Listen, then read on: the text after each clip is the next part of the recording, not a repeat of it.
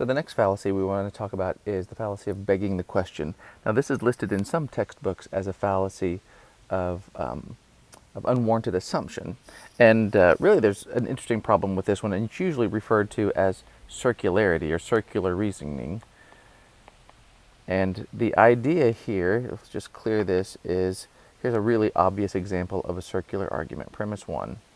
Well, let me say that I'm trying to convince you that Elvis Presley has a twin.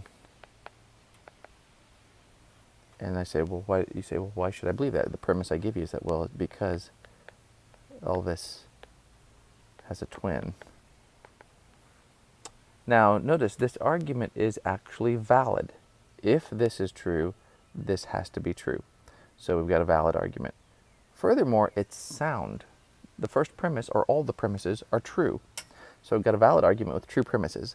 But it's obvious that this argument is bad. So just think about it for a second. Why is this argument bad? Well, to put it briefly, the argument is bad because it's useless. It doesn't do anything for us. And here's why it doesn't do anything for us. If you wondered whether this was true, if I said Elvis has a twin, you're like, well, why should I believe that? Giving you that as a premise doesn't give you anything that you can start with, because you don't know whether this is true. So how can you use this argument to try to get from the premises back down to the conclusion? Or the other might be the case. Maybe you do already know that this is true, in which case you're not learning anything new by moving to this. So circular arguments are just a waste of time. Now, this is a blatantly circular argument in that you can see directly that the premise or the conclusion is just assumed explicitly in the premise.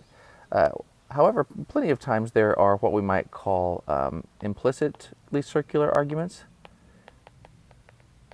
And an implicitly circular argument is an argument who has a premise that you can't grant the premise without assuming that the conclusion is true.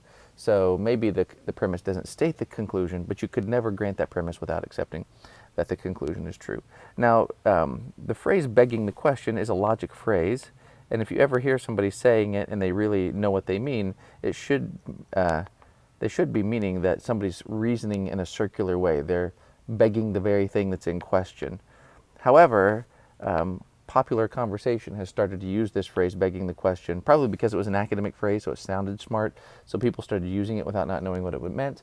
And so now people just use this phrase when they mean, well, that just leads to another interesting question. And language is out of our control. It's dependent on our culture and how it's used.